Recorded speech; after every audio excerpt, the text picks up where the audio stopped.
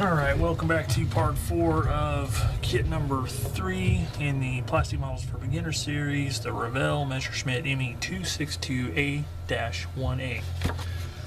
Where we left off, had the fuselage together, painted the inside and the outside part of the cockpit area, painted and applied the decals on the instrument panel, still letting that stuff soak in a little bit. Still have to do the gun sight, but I'm going to wait on that one a little bit. Then we have the cockpit tub has been assembled and painted, and I did just a very little bit of weathering in putting a wash in there just to give a little bit of contrast. So with that in there, I need to cement that in place, because the instrument panel can be applied or can be installed, after this is already assembled. So let's put that together. A little bit of the old Tamiya, extra thin.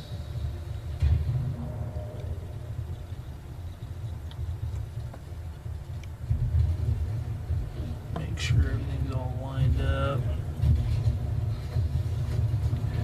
Now, one thing you will find with less expensive kits like this one is the parts don't always line up really good. They can be a little warpaged sometimes, and that's okay, because you squish them together, things will fit like they should. So let's get the gun sight out, and it is kind of that's it right there. Not the most detailed thing in the world, but it will get the job done. So it's very small, and I'm going to clean it up a little bit real quick, and then I will glue it to the instrument panel. Alright, the cockpit is in the tub, and the instrument panel and the gun sight has been installed. So now we can install this in here. There's 2 locating tabs there and there, so that helps position it.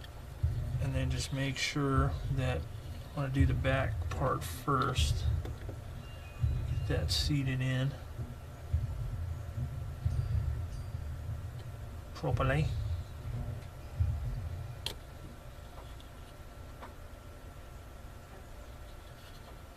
And then the front, that one will have to kind of hold in place because I have to set up properly. And for that one, I'm going to use my longer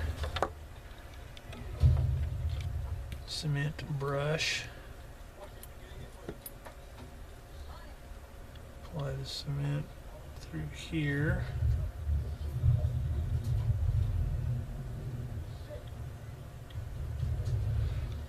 Okay. And hold that for a few minutes. Make sure that sets up, and once that sets up, the entire first step will be completed. So we can move on to step 2, which is the landing gear bay. I installed that in the last video.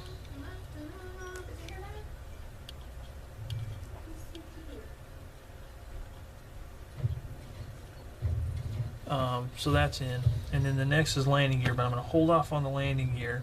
I may pull the parts off and paint those, but we'll wait on that. So we're going to skip ahead to step number 3, which is assembling the gun bay to go into the nose. So let me let this set up and then we'll get working on that. Alright, the next part is step 3, and I've got all the parts cut off. Now here's something weird about this kit. This part was here, and this part was here. Okay. Now on the instructions, it shows part 60 and part 46. So the 60 is kind of in the middle and kind of closer to this one, but that's 60. There's no number for this one. So on some of these larger parts, looks like on these older kits, the number is actually molded right on the part. Now that's kind of crazy because I haven't seen anything like that since I was a kid. But, you know, whatever. So these parts here, I'm going to clean them up thoroughly, and but I'm not going to paint them because they are going to be enclosed. They're going to be inside the fuselage of the plane, the nose of the plane, so I'm not going to spend the time to paint them. Normally I do just for the practice, but in this case I am not going to do that. So the cleanup, you just need to mainly do the basic cleanup, get the big nubs off, make sure that the gun barrels are cleaned off well because those will be sticking out a little bit from the nose of the aircraft. So you want to make sure those are cleared off.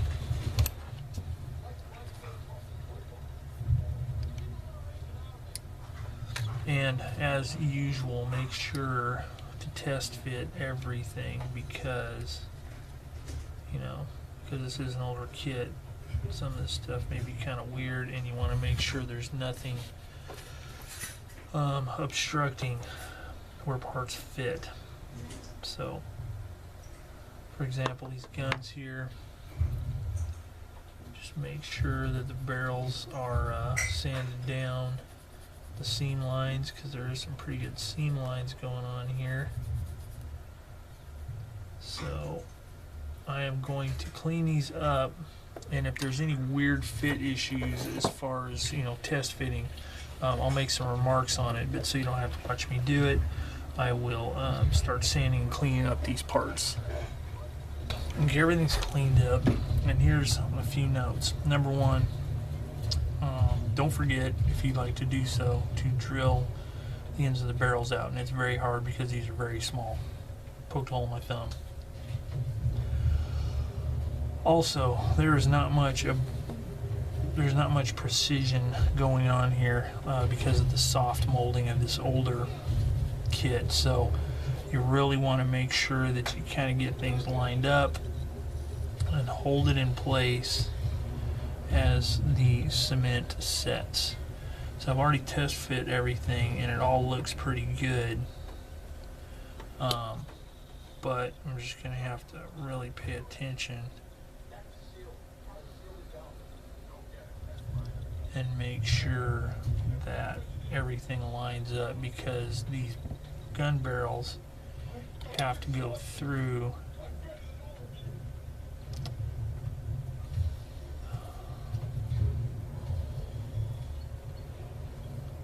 this plate on the front. It's not real precise, but you want to get it centered as much as possible so the guns don't look funny sticking out the front. Okay, so just kind of eyeball it, make sure that the guns are parallel to this center hump right here. Okay, also this back plate that connects here, you want to make sure it's cleaned up properly, and right here the number 46 or 49 is molded, so you'll want to trim that off or sand it smooth so it doesn't interfere. You don't have to be real precise. You know, if you go down below the surface of this, that's fine. It doesn't have to be real precise. It just needs to be gone so it will sit flush on the back of this part right here. So I'm going to continue gluing these guns in place and making sure they're all lined up. Then I can start putting the back plates on, back and front plate. All right, well, I have the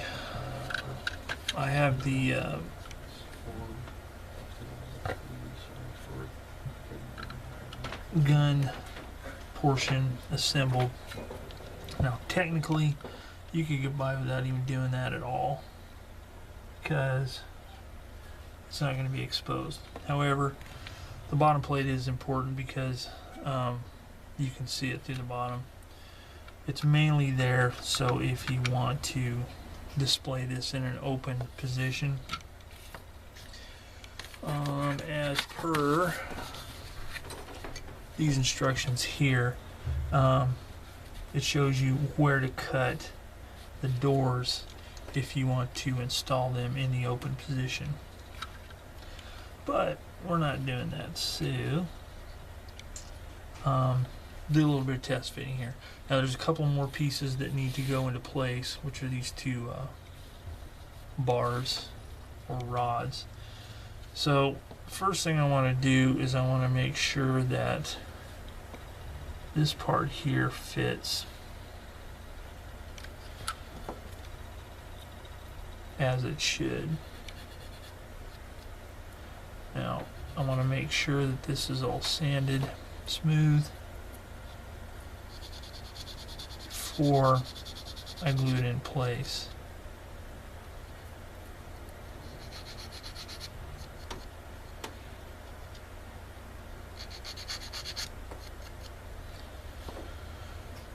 Kelsey? Now here is something to keep in mind with these access panels like this.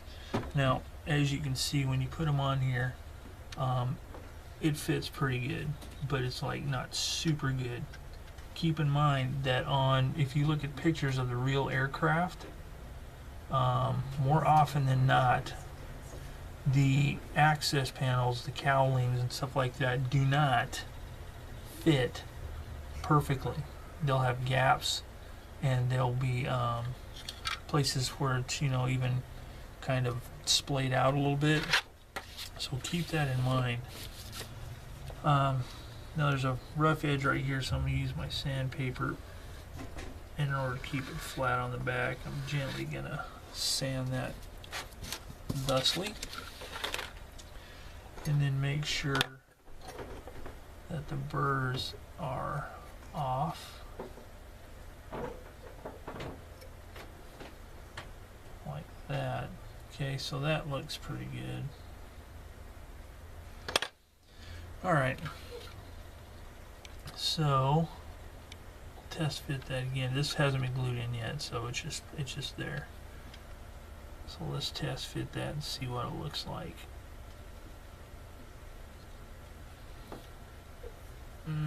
Looks pretty good. Bit of a gap on the sides here. Not sure how we can fix that, but I have an idea. Okay, so that fits pretty good. The back fits really well. It looks like any problem we have is going to lie in this gap here and there. So the back edge looks good. That part looks like it's gapped up a little bit.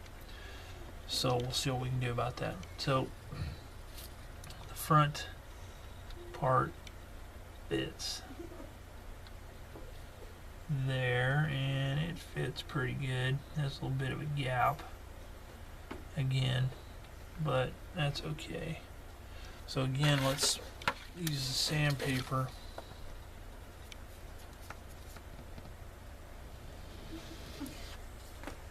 Gently. You want to make sure you have a solid surface behind this. You don't want to have anything lumpy because you might get it sanded incorrectly. And then scrape smooth, burring on the edge.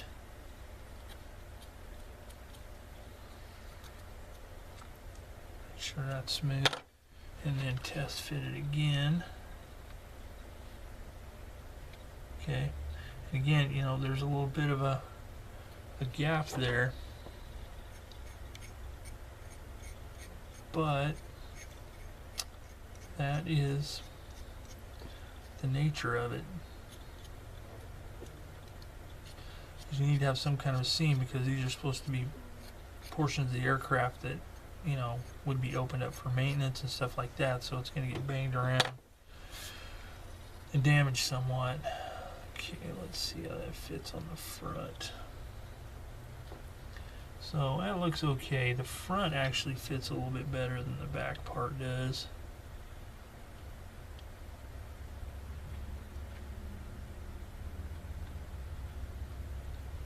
So that looks pretty decent, but I think we need to do something on that one side. So I'm going to go ahead and glue this in, right, this part here, and then I'll show you what I have in store to shim that side up. Okay, before I get these parts glued on, I want to get this nose hashed out. So I'm going to use a rigid sander, not too aggressive, to try and start smoothing this seam out here, because that's about the worst seam on this kit, it looks like. So I want to get that smoothed out, try and retain the shape of the nose.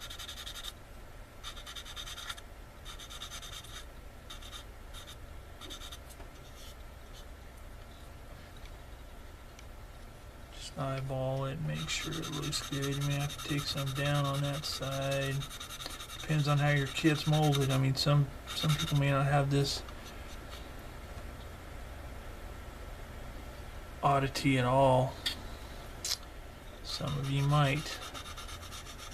The tricky part is keeping the shape and not getting flat spots. You don't want to continually rub on one spot. And remember, these raised panel lines, we're not concerned about those because we're going to be sanding those off anyway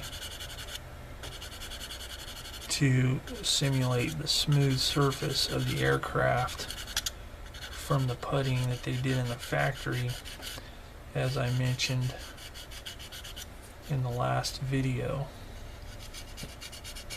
So I'm going to work on this nose section here a little bit and then come back to start fitting these parts. Alright, let me show you how I took care of a spacer to go between the fuselage and this cover.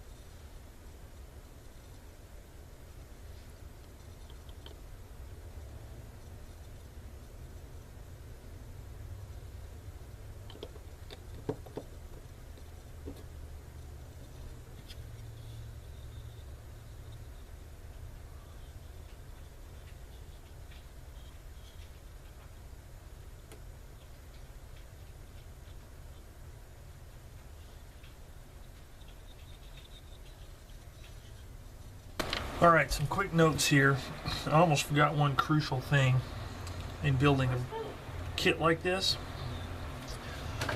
This has the so-called tricycle landing gear, where you have a wheel in the front and then the two on the wings.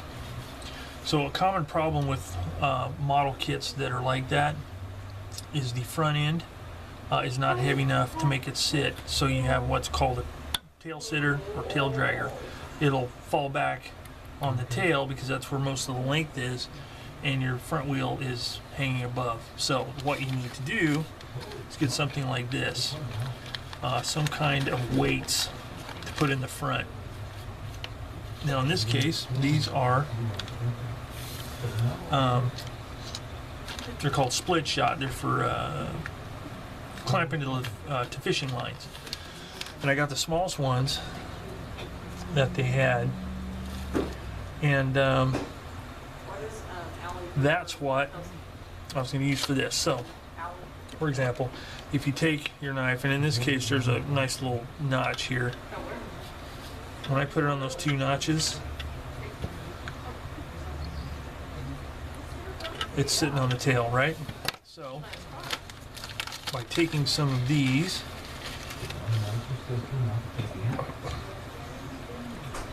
first I'm going to drop some in the nose, because there's a cavity up there, and I'm going to put them in a way that I can get the most in there. I think I can get 3 up there. Okay, just make sure it doesn't interfere with the part that needs to go there, i.e. this part right here. Okay, so we're good. Then I'm going to drop some in here, and push them back underneath this thing here.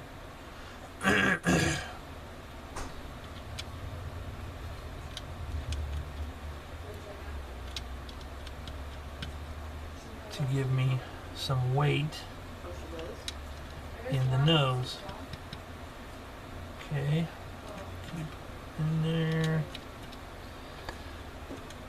and just basically fill in as many as you can. So now, when I try and balance it on the knife, it falls forward. So the weight is now in the front of the aircraft. And then it's just a matter of gluing them in there, whether it be with like 5-minute epoxy, or even just something as simple as Elmer school glue, anything to get them to hold into place. And watch, because like in the back here, they can roll out of here if I'm not careful, so I'll have to make sure I glue them in right. But that's the way you get the front end to stay down on a tricycle landing gear. Alright, so I'm going to glue these in, and then I'll come back and talk some more about the front end